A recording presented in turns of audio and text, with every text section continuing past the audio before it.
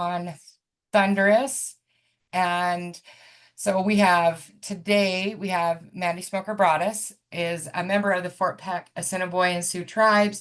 She has 20 years of experience working towards social justice, equity, inclusivity, particularly in the realm of American Indian education and cultural responsiveness.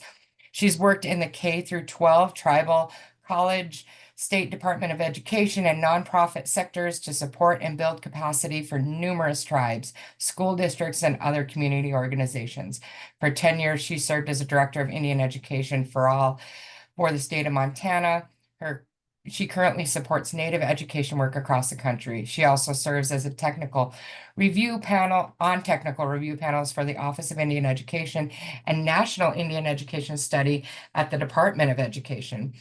She's a recipient of the 2015 Indian Educator of the Year Award by the National Indian Education Association, as well as an appointment by President Obama to the National Advocacy Council on Indian Education. She is the co-author of the book Thunderous and is joining us today from her Billings home. You're back in Helena? And back in Helena. So it's good to have you back in the state, Mandy. And thank you for being here. Yeah, absolutely. Thank you, Julie. Thanks, Joan. Good to see you. Well, I know that you've all had a long work day. And now here we are to talk a little bit of two things that I really, cherish in my life. My work in Native education, particularly building culturally inclusive classrooms and systems for Native students. And I'm going to try to do that somewhat by talking through some components of the graphic novel Thunderous that I co-authored 2 years ago. And hopefully we can have some good discussion this evening. And I hope that you'll go out and use the graphic novel and share it with your school communities. I'll tell you a little bit more about that in a moment, but does that sound like what we're up for this evening? Awesome. Let me share my screen here. This is always a bit tenuous. Will it do what you ask it to do, right?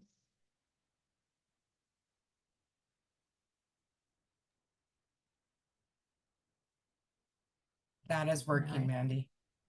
Yeah, I'm just trying to get you just to, now you see just the slide itself. Yes. Awesome. Okay. So again, we're going to talk about sort of these two areas that are very close to my heart. But I thought we'd start off for a connecting moment. If you all wouldn't mind just sort of coming off your mic. I feel like one of the best ways to begin to think about just how complex it is when we talk about culture is to come down to some of like the most simple yet important aspects of what culture means to us, and to sort of give that some space for us as individuals, so that then when we talk about culture among other communities and other groups of people, we know that there's sort of a through line there in that conversation. So we can just sort of go, whoever would like to go, just feel free to jump in, and if you can take a moment and reflect on this if you'd like, but think a little bit about, again, your own cultural background. Doesn't necessarily have to be associated with race or ethnicity, though it might be. A meal, food that you cherish among a cultural group that you identify with, that you would serve to a visitor if you were trying to sort of tell them or teach them a little bit about who you are and where you come from. My favorite, I'll just start, of course, is because I'm from northeastern Montana, and I think a lot of Plains tribes really cherish. I love soups, but we have a particular soup that's made from dry meat turnips, and corn. And it's just a really homey, lovely broth. It can be made with deer meat or beef. Just really simple, but I've had it my whole life. And so it just always reminds me of home.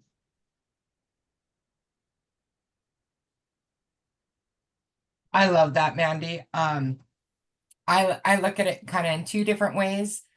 We used to do this with our kids in the middle schools when I did clubs. It was probably before COVID. We did a potluck, and my mom is a little teeny 100-pound spitfire of an Irish woman, and she used to make us pasties. So that's one that I would bring, and the other one is the is jam.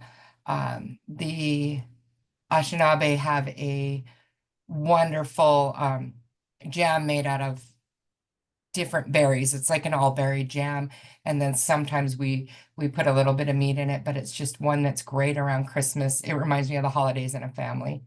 So that would be mine. Anybody else?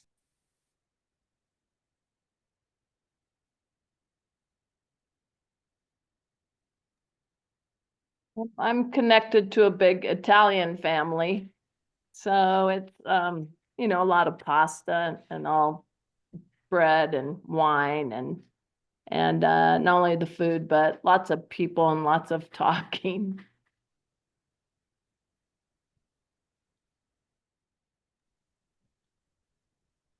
Well, I guess I could go. Most of my family here in Montana are from a small little town.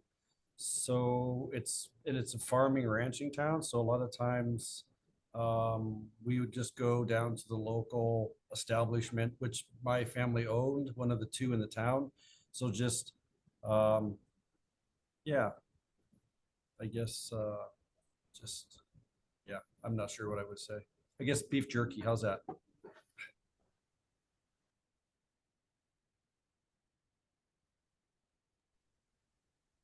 Dottie, it's good to see you. I Yeah, know hi you have, there. I know you have something. Well, I make Norwegian Swedish meatballs. One of my grandkids said, "How come we always have meatballs when we go to grandma's house?" So, and I make pies, and that's what I share with people. My mother was a meatball maker and a pie maker, and the recipe is hers, and so that's my culture.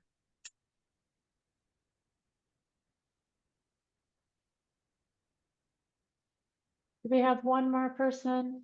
I don't want to, or two more. I don't want to pressure anybody to share, but if you'd like to.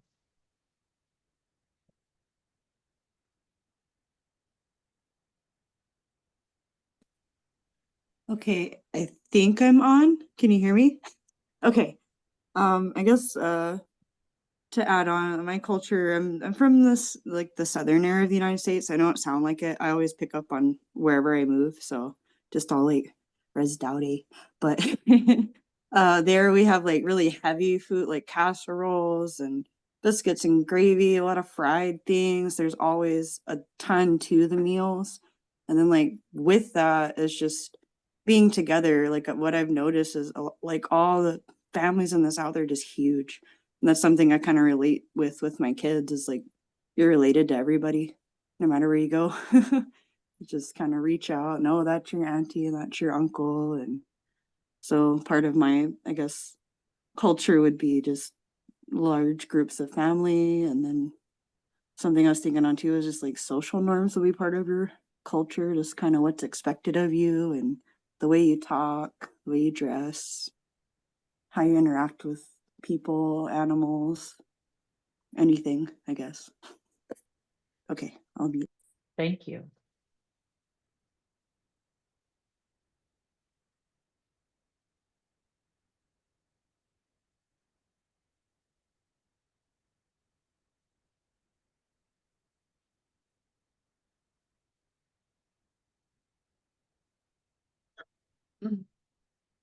Well, I'll go ahead and keep going here, but if we have others that want to jump in, definitely feel free.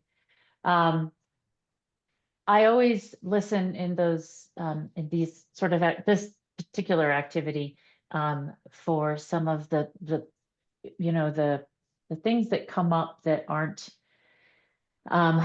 necessarily about the food itself, but the way people describe that and the other sort of connections that come up. So I heard folks talk about relatives and kinship as being important, land, place, values and norms that we share among our communities.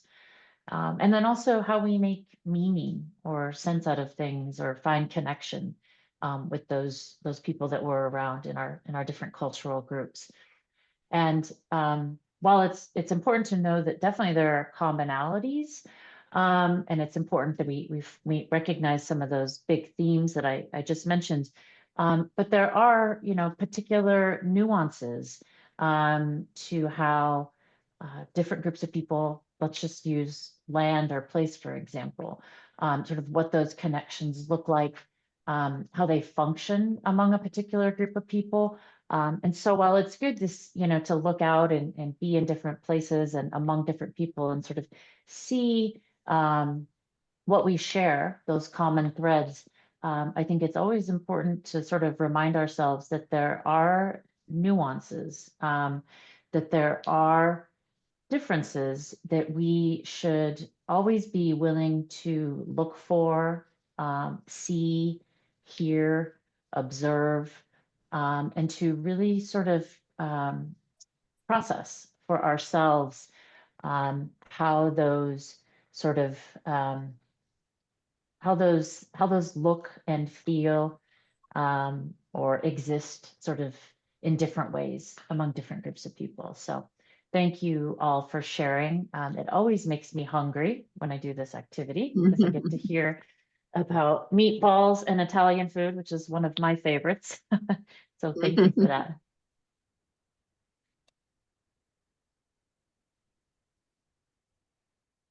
So I'll just talk a little bit about myself before we sort of talk about Thunderous, because it's an important part of my journey. This is a picture of my great grandmother and my mother and myself there. I am really grateful for all of my ancestors, both on my native and non-native side, but in particular the females, the matriarchal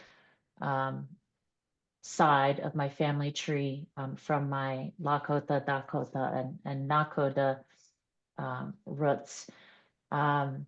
I, have always really felt a sense of responsibility was raised to, to try to be a good relative, to look out for those around you, and to, be a help, to be of assistance wherever you can.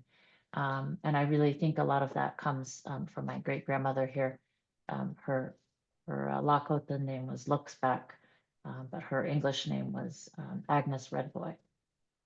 And then my mother, Yvonne Smoker, always loved literature, always loved reading. And I think she would have been a masterful storyteller in her own right if it hadn't been for, sort of what we all know about the Native American sort of educational experience for the past couple of centuries, and how damaging that was. And so I don't think that she ever fully got to find her voice. And so when I was exploring my own writing and my own sort of narrative in this world, I definitely pay homage to her and sort of that untold story, or those untold stories that she never got to share. She passed away when I was in my 20s, but I sort of hold that really at my core of everything I do. So we're here today to talk a little bit about Thunderous and about cultural responsiveness, both in terms of what we teach, but also in terms of how we teach our students. There's a lot of Indigenous methodologies of teaching. We had perfectly honed systems of education among various and the numerous tribes in this country, where we raised healthy, whole young people who had an understanding of their personal sovereignty, but also a deep and abiding sense of being a part of a community and your responsibility to that group of people. You know, it meant that you had relatives to look out for and to look out for you. It meant safety among a group of people. It meant well-being, both mental, spiritual, and physical. So it was sort of, you know, an all-encompassing relationship to be a good relative, to be a part of that community. And that's definitely part of what we tried to share in Thunderous. I also, a long, long time ago, wrote a book of poems called Another Attempt at Rescue. We're not going to talk too much about that tonight, but again, that idea of holding a personal narrative and trying to find a way to sort of bring that out in the world is just definitely a part of my story. I do want to, before I dive into Thunderous a little bit, I want to give a great deal of credit. Natalie Petersey is one of my best friends. We went to graduate school at the University of Montana, where we both studied creative writing. We are actually poets. And when the idea, someone asked if I wanted to write a Native-centered children's graphic novel, it was a little daunting because writing poetry or, you know, writing curriculum are two very, very different things from this type of a story. And I'd never done anything like it. I'd read graphic novels. My son, who was in middle school, they're very popular with him. But I just thought it would be really great to collaborate on a project like this. And so Natalie and I had a great deal of fun, in particular with the dialogue between our characters. That's always sort of, I think, a little, feels a little less like every single word hangs on your decision when you have two people sort of navigating that naturally together. So that was a lot of fun. I also think we enjoyed developing our characters together with the help of our children, who were, both of them are in middle school. They had lots of ideas about things that we were doing well in the story, as well as things that they thought we should take out or adjust. So we're appreciative to them for their help. And then, you know, you can't have a graphic novel without the artist. And I had told our publisher that I really wanted a Native artist. That was sort of the only way that I would do this. And we searched around a little bit and we found Dale DeForest and loved his comic book art. It is beautiful on so many levels. And so we brought on Dale to be the other half of our creative sort of partnership and collaboration in this work. And I could go on and on about Dale, but if you have the book or have seen it, you can just tell how incredible his artistry is, his attention to detail.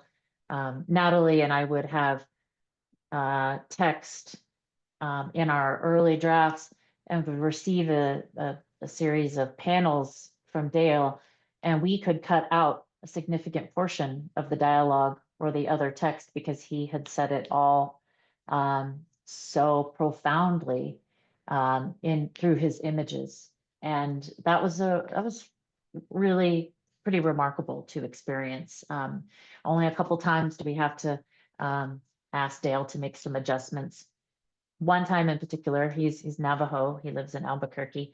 One of the panels in the book is supposed to depict a Lakota hunter from, you know, many, many years ago. So we had to make some adjustments so that it looked a little less southwestern and a little bit more northern plains-ish in that particular drawing. But Dale also has a middle school son, so we all sort of had that to connect around. And I'm just really grateful to the both of them for this collaboration. When I got asked to write Thunderous because I am a poet, and they really wanted to include more poetry in the book itself. However, there are these sort of small annoyances like page counts that publishers sort of limit, I think, a lot of authors to, in particular, with some sort of comic book and graphic novel situations. So there wasn't as much poetry in the book as we had hoped. This is a poem that I wrote that came as sort of a poster.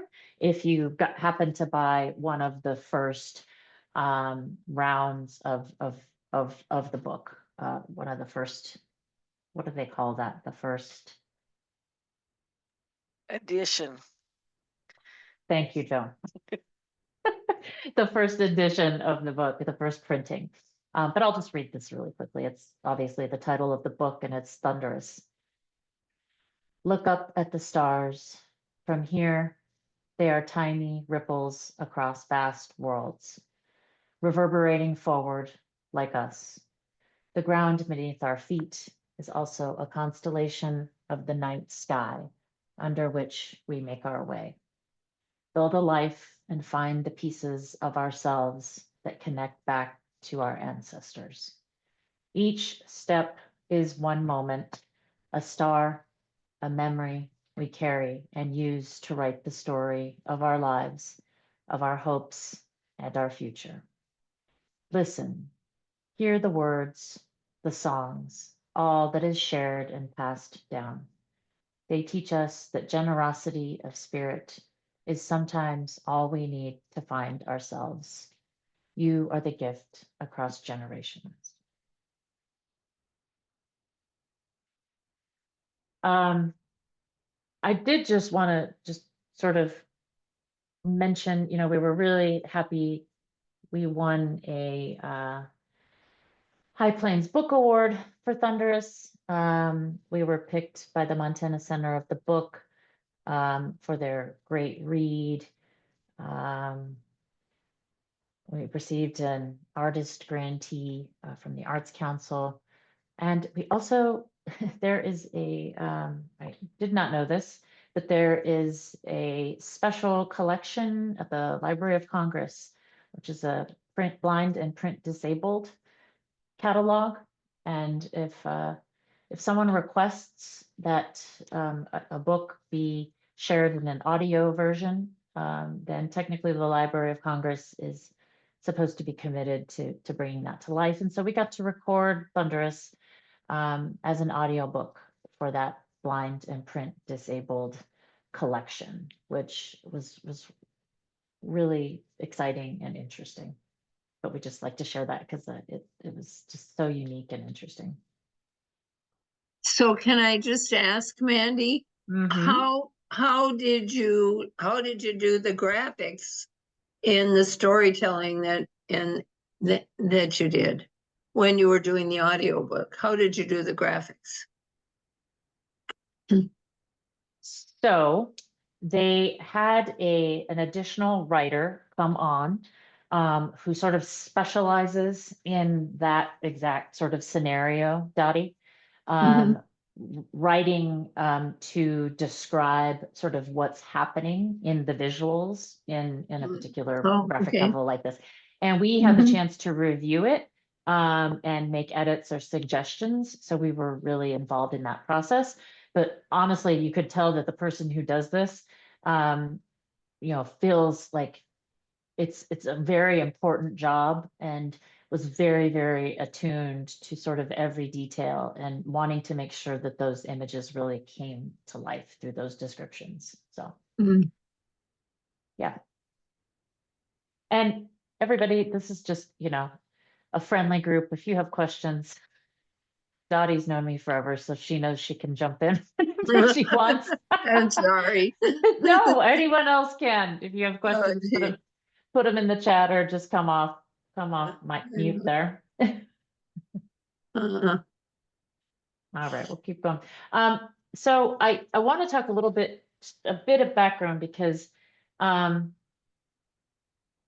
we all, those of us that have lived in Montana or other places and really, understand the importance of sharing accurate, true, representative narratives of different groups of people. And in Montana, it's Native Americans, our indigenous people, and Indian Ed for All, and getting that content out there in the hands of teachers and in classrooms.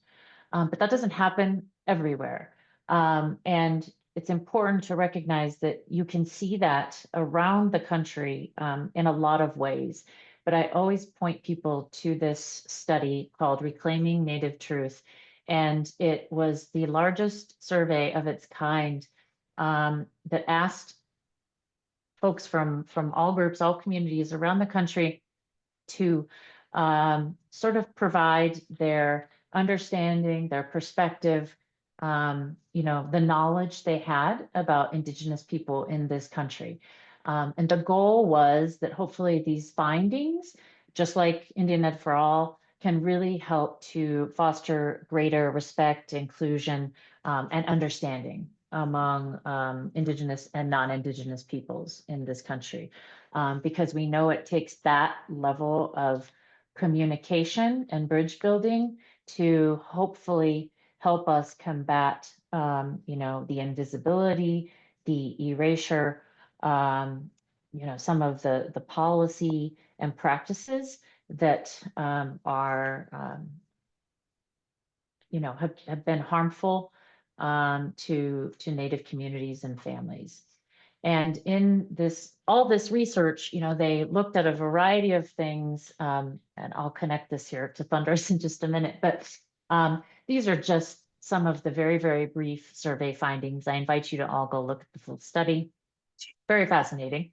But I don't think that for many of us, sort of what you see here in some of these key findings is all that surprising. It generally isn't when I share this with most groups.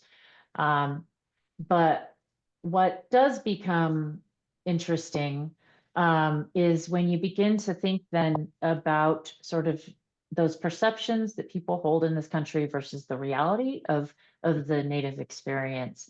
And so again, that narrative and those sort of conceptions become a part of policy and public opinion. And when I was thinking about writing Thunderous, I looked around at the representation of Native Americans. I know in literature, it's small, it's growing. But when I looked at children's books, children's literature, the representation was like less than 2% of children's literature that was written by Indigenous people themselves. And so when you don't have that representation, as this study found, in media, pop culture, K-12 education, that creates bias and sort of this, you exist in this strange space in American consciousness, which sort of goes back to this, that it can either be about romanticizing Native people. It can be about, hegemony, that everybody's the same. There's sort of this monolith. It can be about, tribal economic development in casinos. It can be about, the natural environment and stewardship. So you sort of have these perceptions that aren't fully grounded in reality. And part of that is due to the fact that we don't have enough representation, and in particular in K-12 education or in literature, as I'm trying to sort of point out here. And then, when you don't have that accurate sort of understanding, then you have, as this is Crystal Echohawk, said, you know, invisibility and erasure continue, and that's a you know, ongoing form of racism in the country. So I have said a lot there. I will pause for just a second to see if anybody has any sort of thoughts. I knew this study before I wrote Thunderous, and when I was, you know, thinking about what I wanted Thunderous to sort of speak to, I knew that it, you know, it was a part of something much bigger, and that was sort of part of the hope and aspiration for it.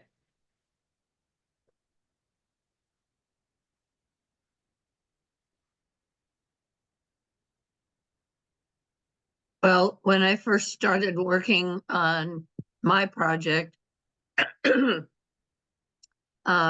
graduate school in 92, 93, and what I was doing was researching what was going on in the public schools and looking at everything that was distributed from Scholastic and whatever else. It was zero. It was zero. And I looked at your book here. Scholastic, Mandy. How awesome is that? I went up to the chairman of Scholastic at one NCTE conference and I said, you have zero representation of authentic Native authors in your collection here that you're trying to sell us. And that was in 99. I think this is demonstration. Thank you so much for doing this. I can't wait I have a friend that I go to a workout class with here, and she's all into, she works with Native people and their voices and whatever they're doing. And so she'll be pretty excited. That's great. Thank you, Yeah. Debbie.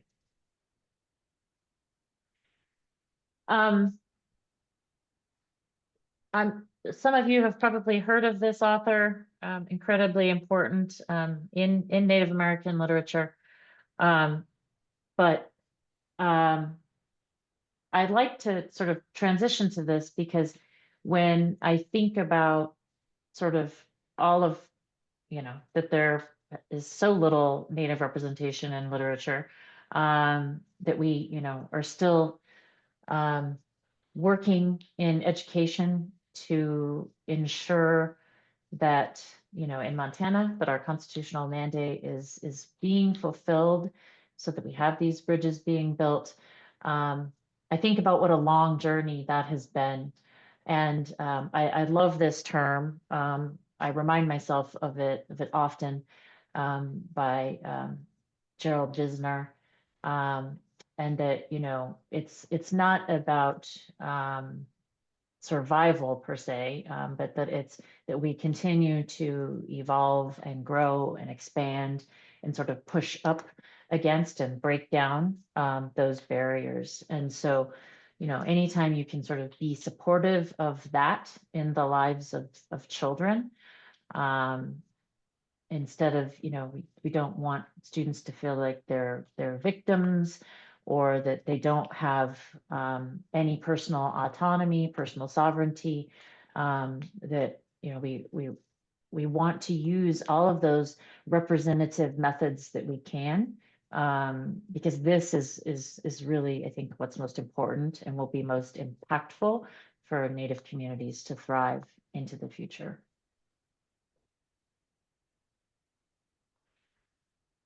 So, in thinking about all of that and thinking about survivance, why representation matters, you know, I had a long time to think, not a long time, a few months, but that was a lot, to think about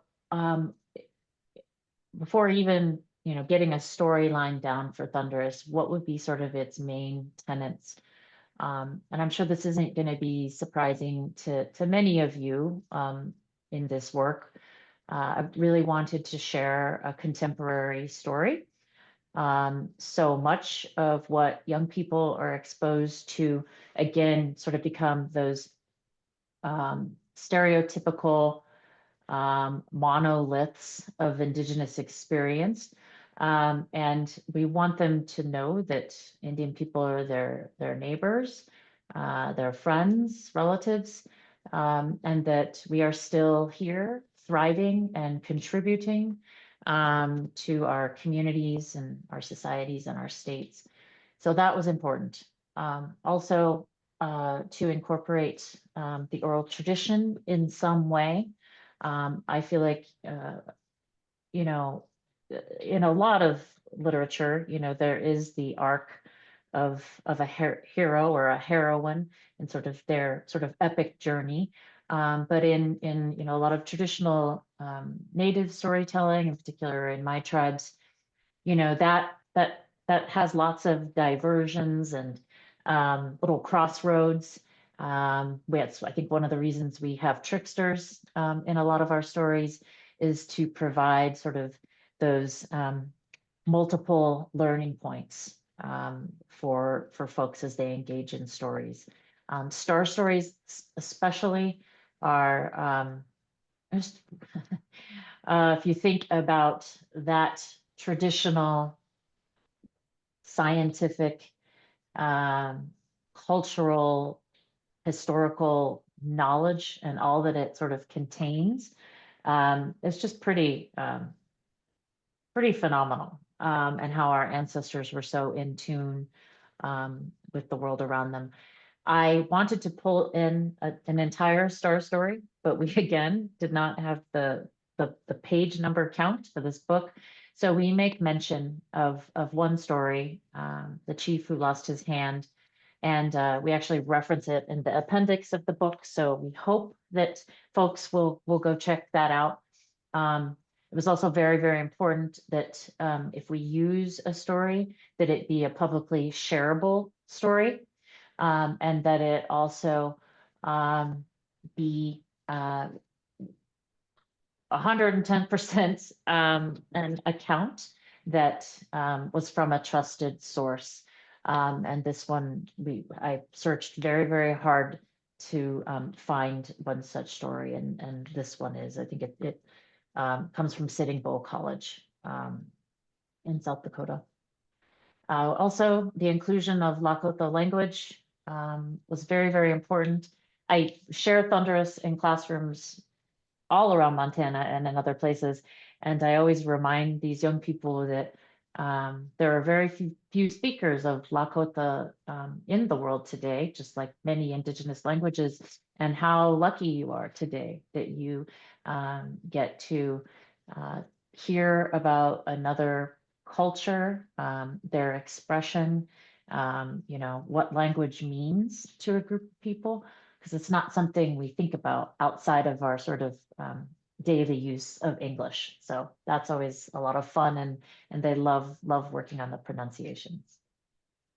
It's also why in the appendix as well, there are 2 different ways that we've presented the Lakota language through different orthographies, because there are different philosophies about how to teach and speak and learn Lakota in these contemporary times.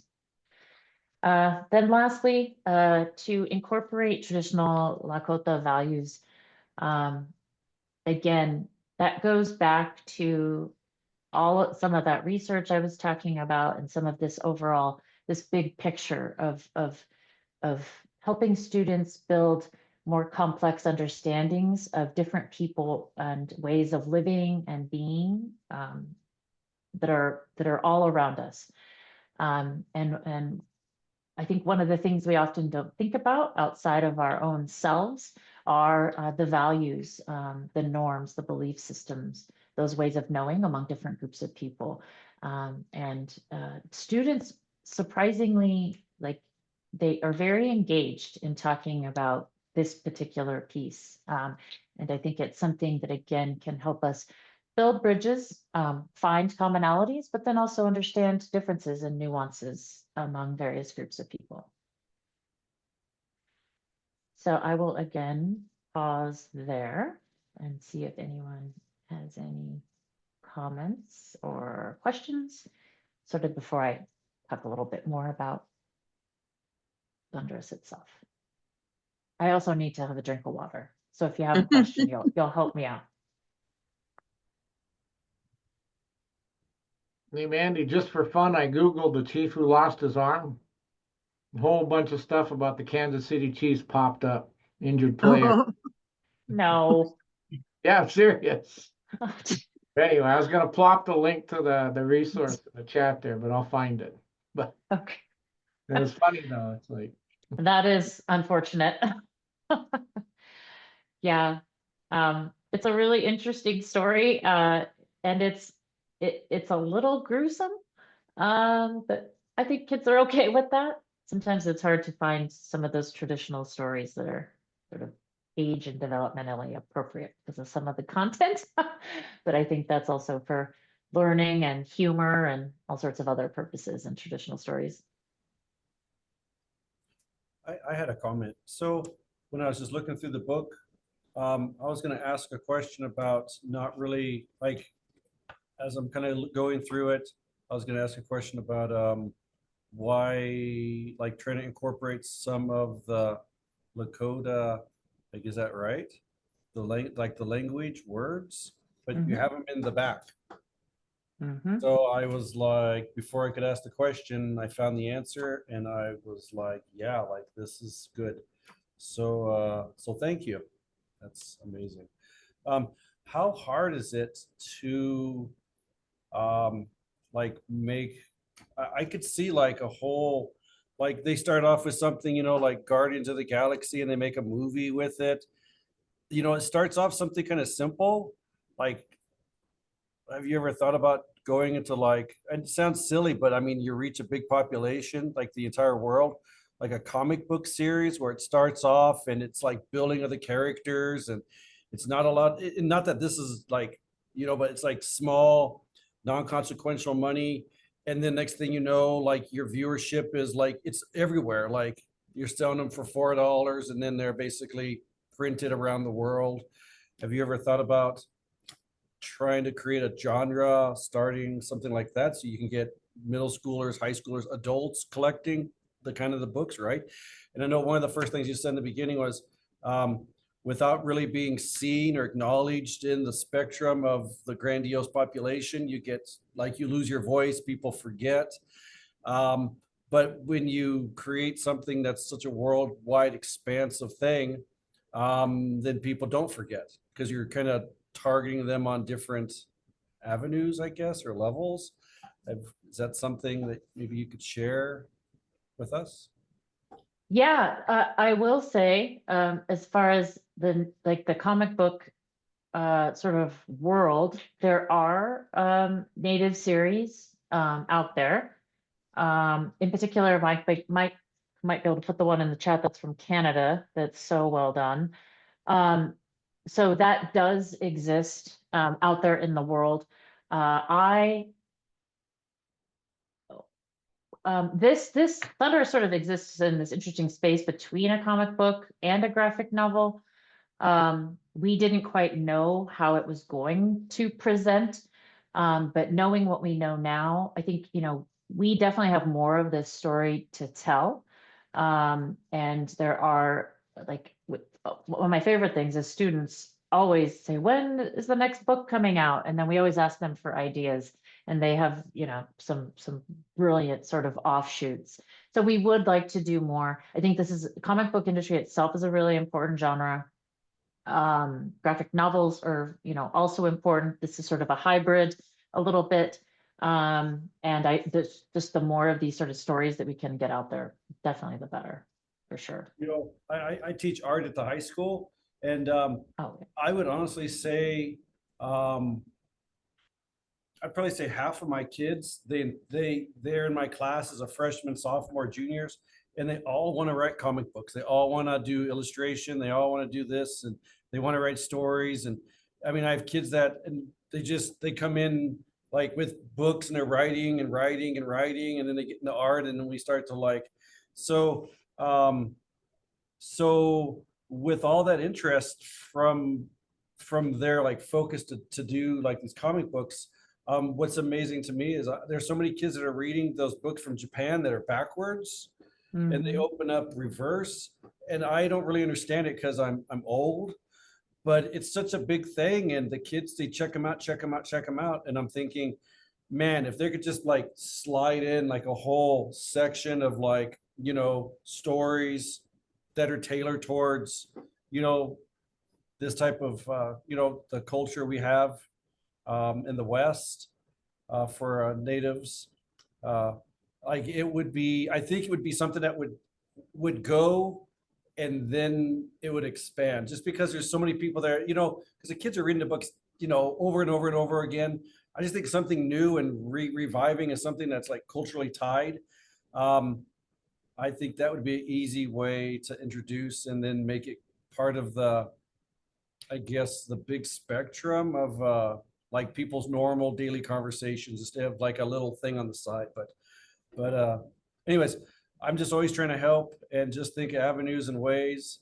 And and um, and I see a need because once again, I'm at the high school in Billings, which we have the largest population of Native students. So like I said, I have people that sit around me. I have kids that talk with me, and so I see a need. I see a need. So thank you.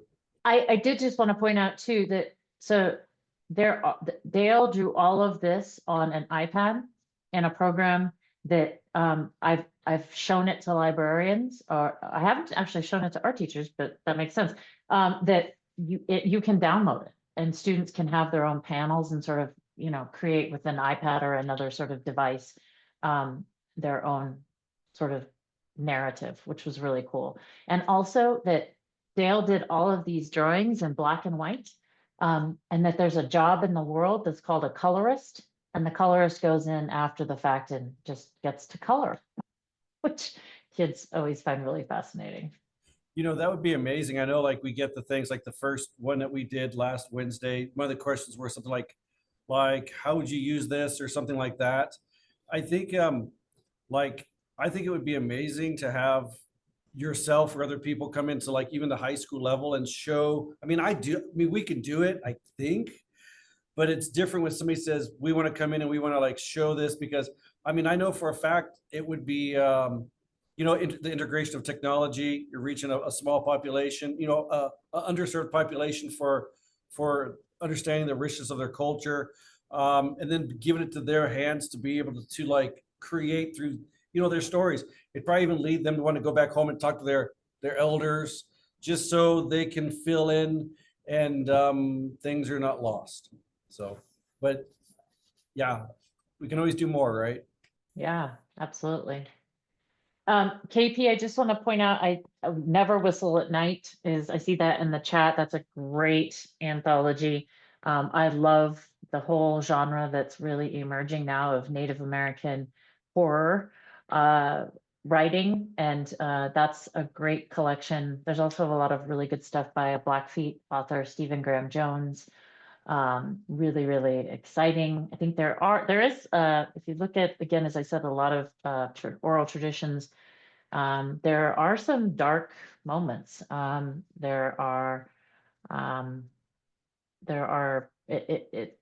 It has its own sense of building as far as a narrative structure. Mike noted that he did create, thank you so much, Mike, a YouTube video of the pronunciation of all the words on YouTube. And let's see, yes, if we can get sort of this programming out in the hands of students. I see your comment, Lori, and KP to like do this in other places. That'd be great.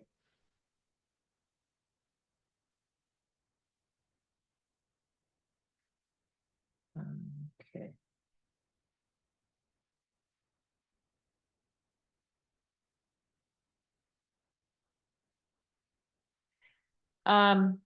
Some of you may have read the book, or if you haven't yet, our main character is Ayana, and Ayana is somewhat modeled after a young version of myself, and then also my niece, who is now 21, which is hard to believe, but at the time we were writing this book, she was about 16.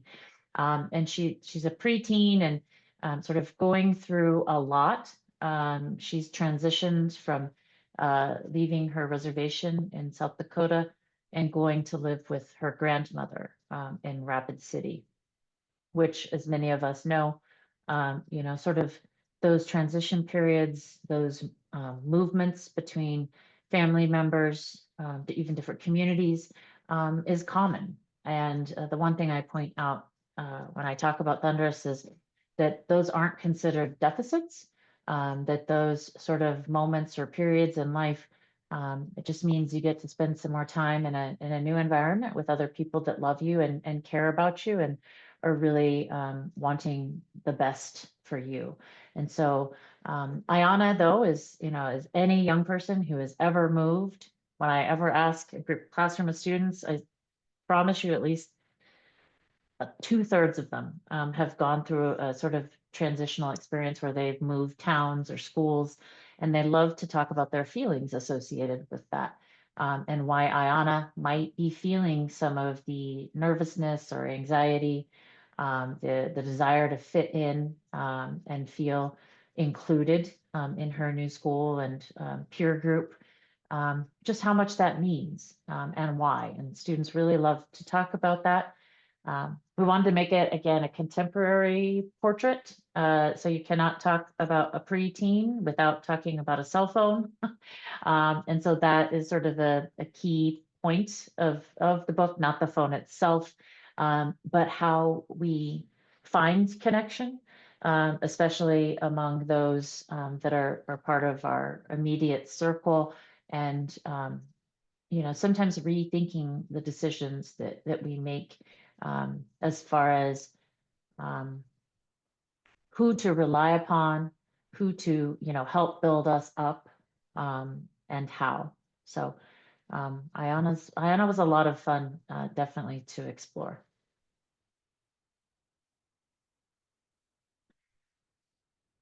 I just want to point out there are in Lakota culture, there are 7 traditional values.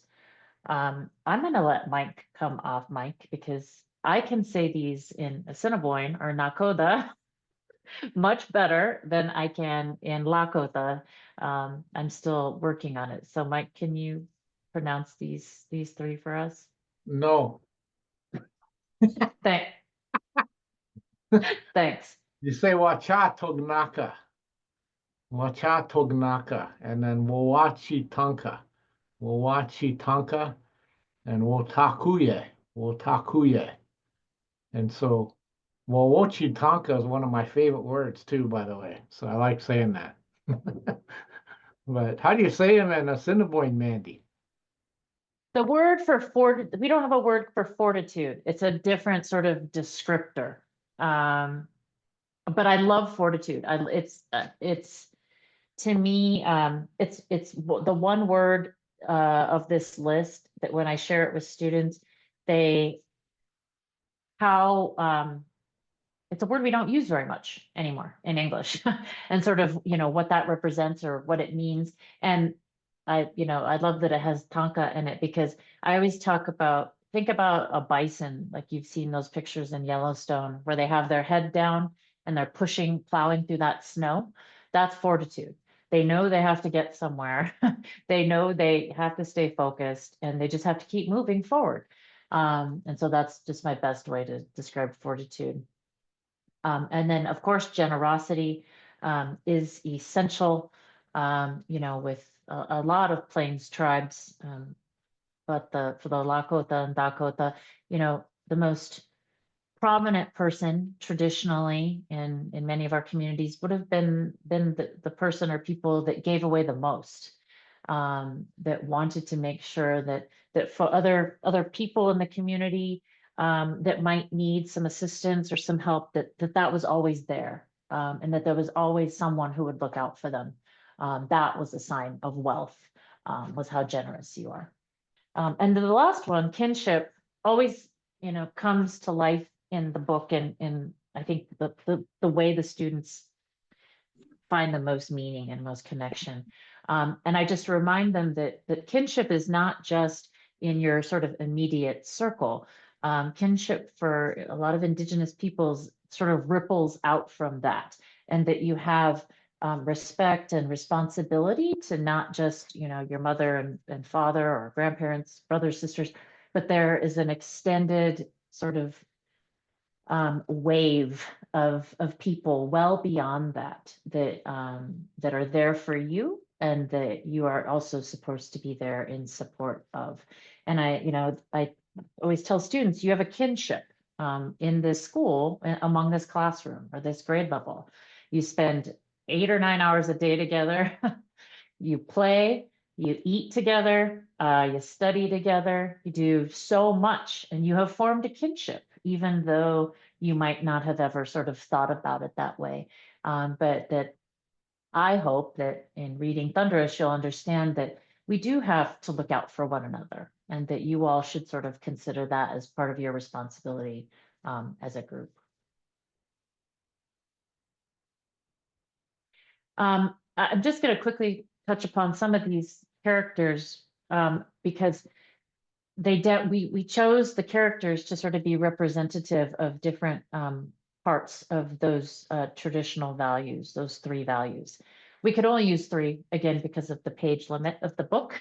So if we write more in the future, we'll continue to expand on these ideas, because this is it's such a brief sort of introduction.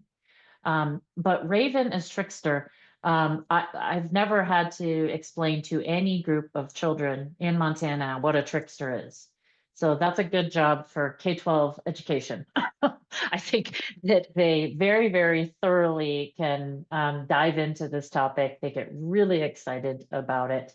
I think the one nuance I try to introduce to them is that tricksters are, not necessarily intended to be sort of a negative, or, sort of like I wouldn't say the word evil, but that they're not always there for just, bad purposes. I think in a lot of traditional stories, Raven or any trickster sort of presents this unique moment for your protagonist, hero or heroine, to sort of pause and have a moment to think about, what do I know? What have I been taught? What do I believe? And now I have an opposing viewpoint that's, could be sitting on my shoulder or standing in front of me.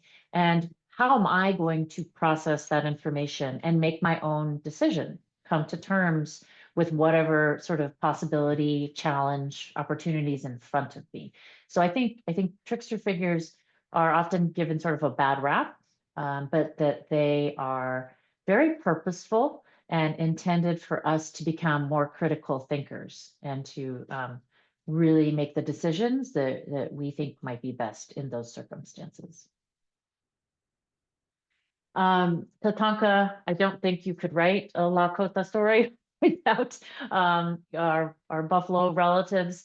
I love Dale's drawing of Tatanka.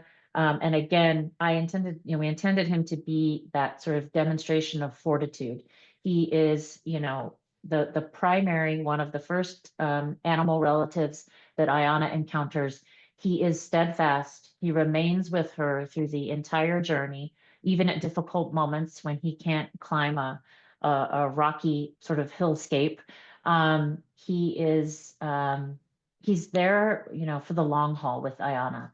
And I think that's an important reminder, I think, for her, that she learns, not because he says anything to her, but because he demonstrates it by his actions and sort of his character throughout the book.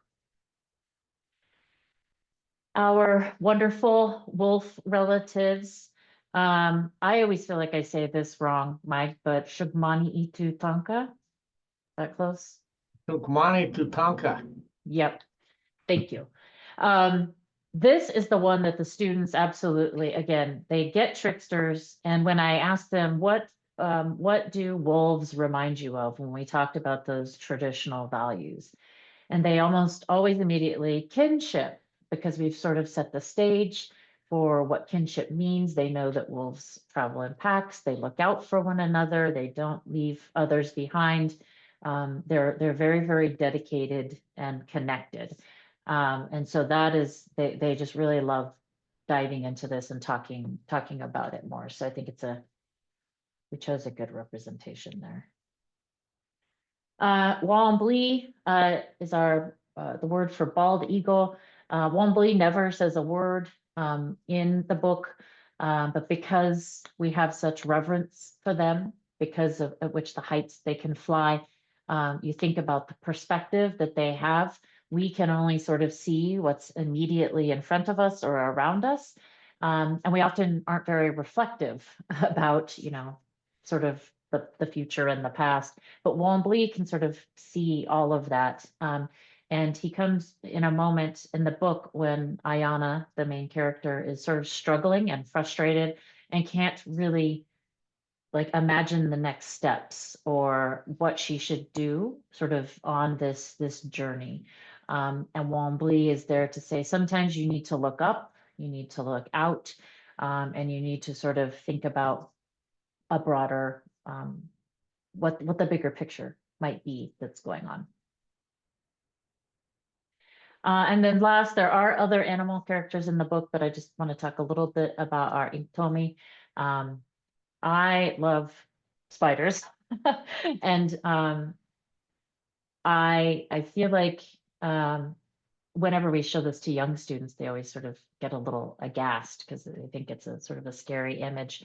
But Intomi is, the one that sort of not directly, but sort of indirectly set this whole journey in motion for Ayana.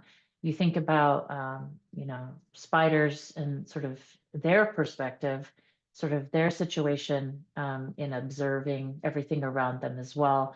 And Ayana was, struggling in her day-to-day life, and she needed to have sort of an experience that might give her some new understandings about herself, about her family, sort of about her situation and where she wants to go next.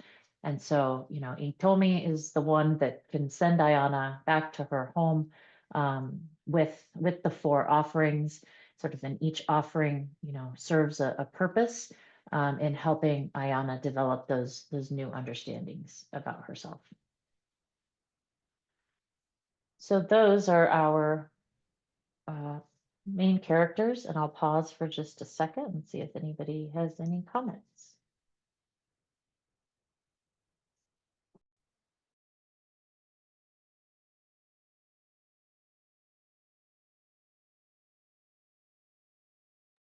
Mandy, this is not about what you've been talking about, but I would like to say that because I'm having trouble with my eyes these days, I could not read the text.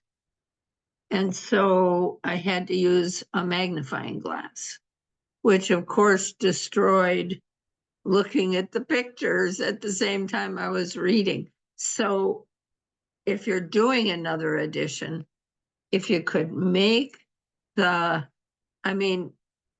don't know about other people, but older people who are wanting to work with this, it was hard. So anyway. Yeah, you and me both, Dottie. I can't read it without reading glasses. Oh, and okay. I learned that the very first time I did a public reading of it. Somebody in the audience had to lend them to me. I think our publisher did not let us have any sort of say Really? in that. No. And I think it comes down to, again, those sort of page counts that they're trying to sort of stick within. But I hear you. I hear you. The glasses I have on now, I got at the dollar store because they're great big reading glasses. Oh, okay. All right. Yeah. So I want us to pause for just a minute. And if you can take a minute and just sort of think about this for yourself.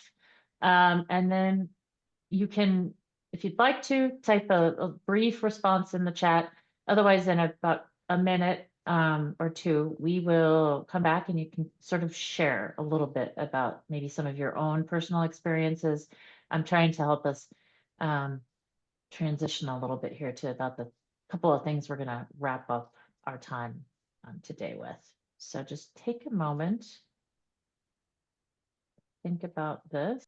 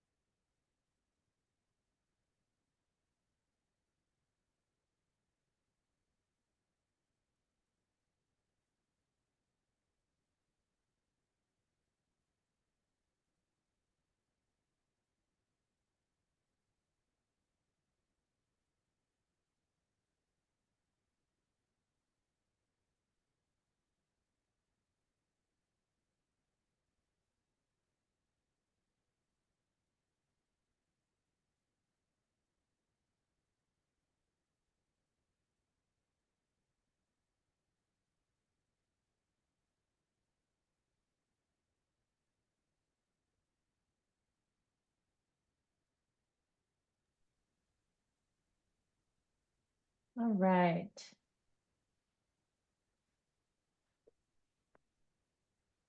So again, in thinking about sort of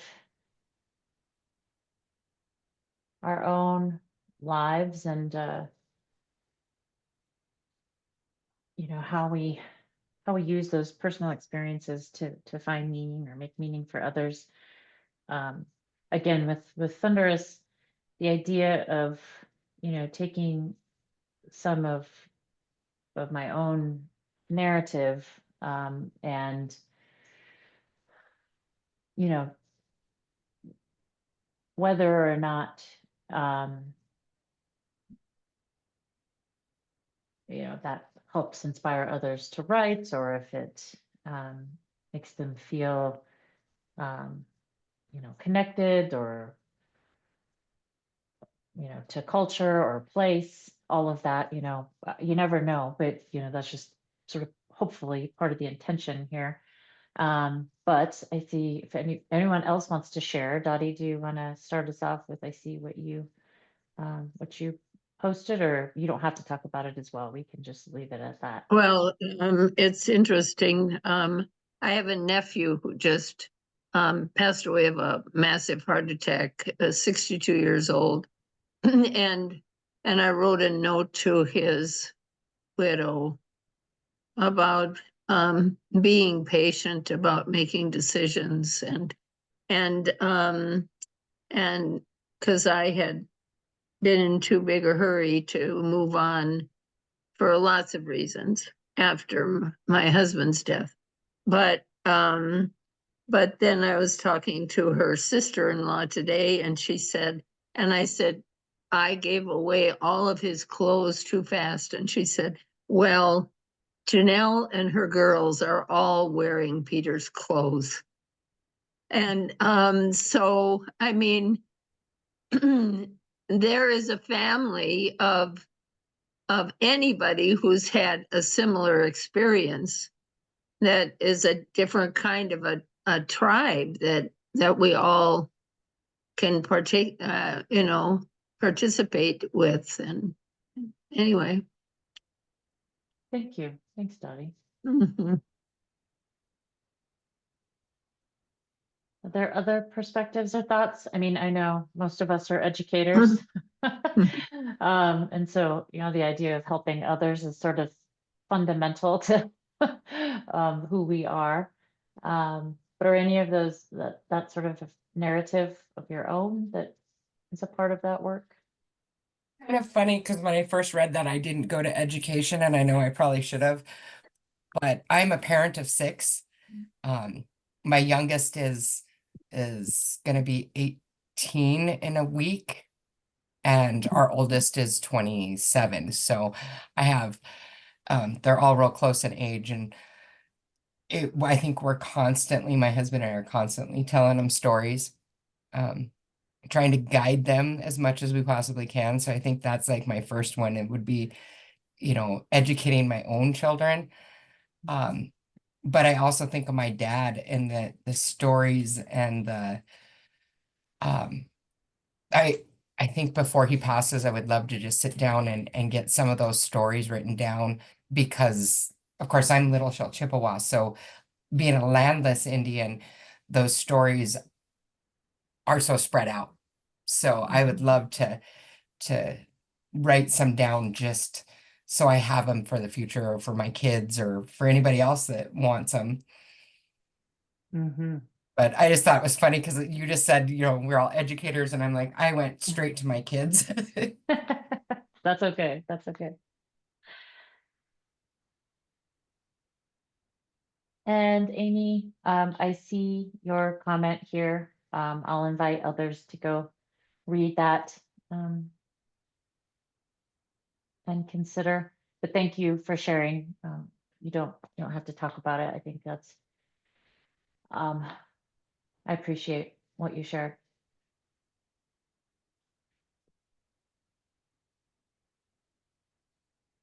Anyone else? I'll jump in. Uh, I'll just say again, I appreciate the work and all this that went into this, and the finished product. As a kind of quasi comic book nerd, it's been frustrating to see the lack of authentic representation and portrayals. And now we kind of have our own stories to tell, and that's really great. And so, very gracious. Thank you very much.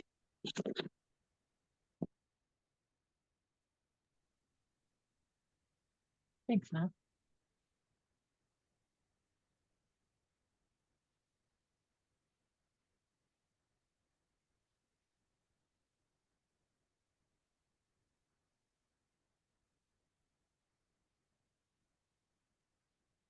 I was trying to think of ways, like a lot of people have shared, sharing their experiences as a way to provide, what's the word, like a way to teach our students, well, I have done this, and so I've learned from this, and I'd like you to learn from what I have learned. I'm sorry, my brain is not braining. It's the end of the day. But what else? Sorry, brain. Can you hear me? I hit on mute, but I don't even know. Okay, sorry. But so something that I was thinking of that I guess kind of positively impacts the students is sharing my experiences of travel, because a lot of my students don't leave other than to like go visit family members maybe in the next state or another reservation. But like it just helps to keep them curious and to want to know and to want to do things. I think a lot of them just don't even think about traveling further than where their family is. Maybe like, oh, I've got family in California, that's the farthest I'll go. And then they look at me and they're like, "You've been to Japan? You've been to this? What? How did you do that?" I'm like, you just go. You just have to get the courage up and do it, and then you get to experience new cultures. Because they ask me all the time, "Well, why did you move here?" Like, because I wanted to experience a new culture, and I have, and I'm learning from you. And then because they look at me like, whatever, we don't like, you do have that. They don't, I think sometimes they don't see it because they're in it all the time. But yeah, I kind of got off track. Sorry about that. No, I think that's important. Thank you. So I want to, again, that was sort of to help us think a little bit again about sort of those different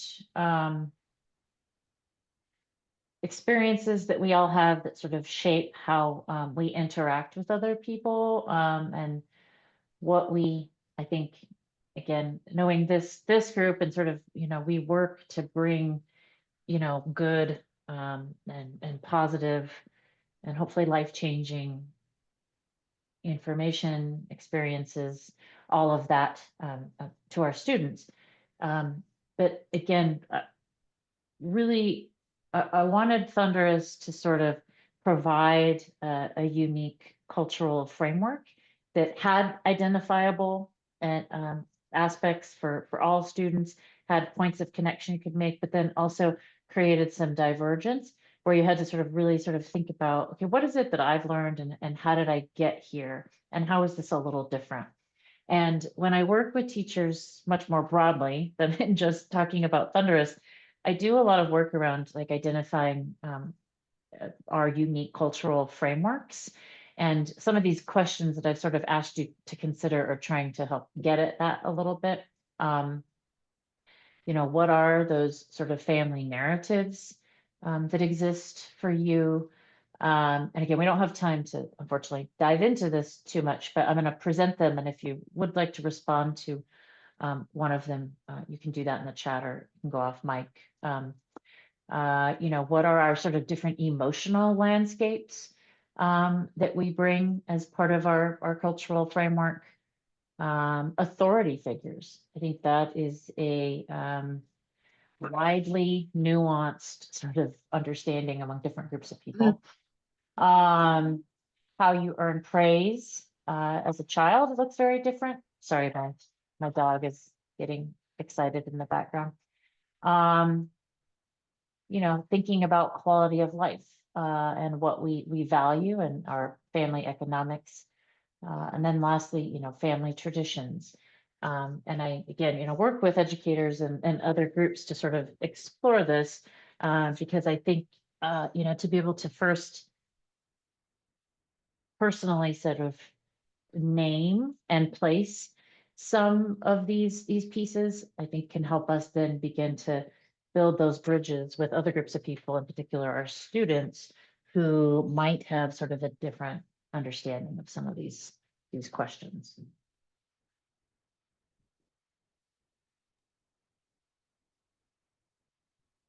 Mandy, when reading these and listening to what you're talking about with them, I think sometimes our norms, what we see, maybe even as a Native person, that like growing up that I thought was normal was not like the norm, so for instance, I've always lived in a multi-generational home, except for the last couple of years after my husband and I moved out. But what our youngest son graduated college, and we finally decided we're moving across the state. Bye, mom, dad. We left one kid with him, and she's in her, she's 25, but it growing up living in a multi-generational home, having grandparents and these younger families, I guess, where I had my kids really young, my parents had their kids young, my grandparents had their kids young. I've got 5 generation shots with my kiddos in it, and it's phenomenal.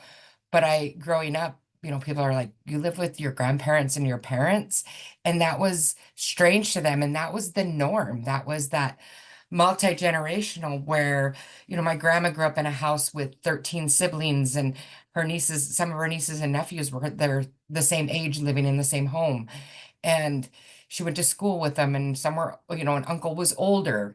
And so it's when I think of that, just kind of things that are now people are seeing more of, that it's a little bit more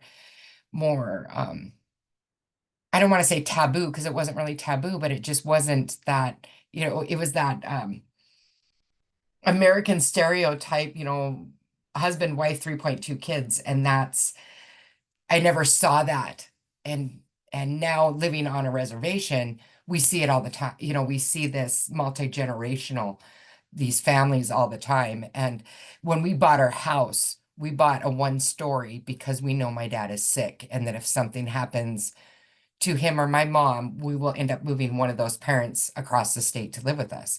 So that's one of the first things that came to mind reading these questions was just our family life and how we all see the see the world a little bit differently. Yeah, thank you, Julie.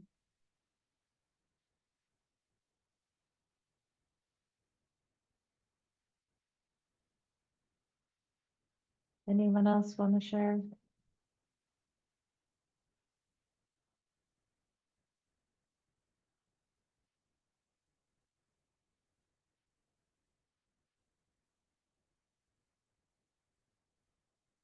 Okay, I'll say one more thing. I am so very grateful to all of the educators and community people, tribal people who have taught me the importance of passing down stories and sharing values that way. So and it certainly wasn't my first grandchild, but the one that I'm living near here in Montana, in Minnesota, I started telling Beth stories. Those were her mother's stories when she was little stories. So she would come to me, Grandma Dottie, can you tell me another Beth story, please? And a lot of them were lessons about how to behave and what happened there, where it was framed as a story. And once upon a time, that's how I began it all the time. So there was a kind of a mystery about it. But then her brother said to his mother, I am so tired of Grandma's histories. Well, he didn't want to hear any more stories, but I just thank you, thank you, thank you. Anybody that you talk to that might remember me, please tell them how grateful I am to all. I was thinking about Minerva Allen the other day. Is she still alive? Probably not. She is not, Dottie. Yeah, She isn't. Oh, okay. All right. Thank you. yeah, sorry.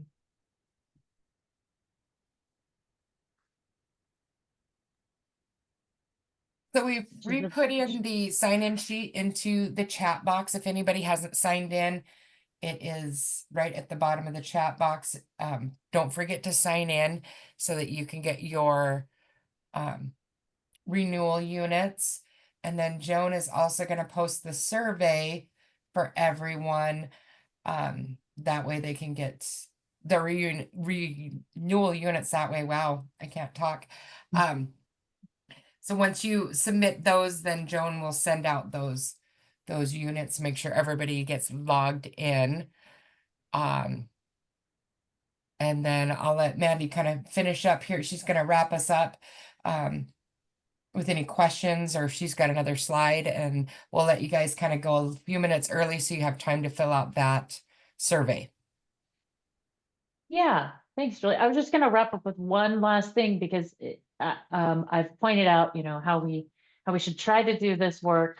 And I do want to just acknowledge, Christopher, I saw what you posted in the chat, and I think that's really wonderful. Thank you for doing that. I just wanted to close by saying that the work of like understanding, self and community and culture and identity, it's all, so complex, but it is an incredibly worthwhile journey for all of us to take, especially as educators. And I just wanted to point out, say I have lots of other slides, but I wanted to just point out in closing that this is a continuum. And I don't really think that you ever like get off the continuum in trying to develop your own understanding of different places, different communities, different groups of people, and that we're really just trying to be in a place where we're not creating polarization. We're not minimizing people or communities or different groups, but that we're really trying to not only by first doing the work of understanding our own selves, our own positionality, but then being able to really see what is important to other groups of people, other cultures, what is foundational, what those values or norms are. And again, it's a wonderful thing to find commonalities and similarities, but to understand that the way different people have built, and for Indigenous people, you know, over thousands of years on our landscapes, on our traditional homelands, is really complex. It tells a really, really important story. It's an ongoing narrative. We're still in the midst of it, and that our young people are really, really crucial to our ongoing evolution and success. And as educators, you know, of any student, but of especially of Indigenous students, I really hope that you know, we move to the place of acceptance and adaptation, sort of in this. And this is there's a whole study on this continuum, but that again, it requires it requires a work and vigilance and our attention to it.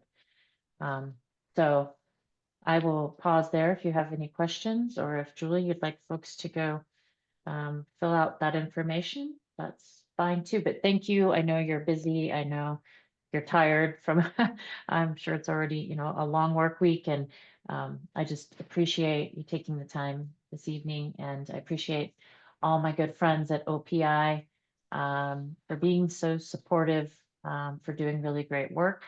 And Dottie, as always, it's wonderful to see you. Mhm. Does anybody have any questions for Mandy or for myself or any of the future stuff that we've got going on?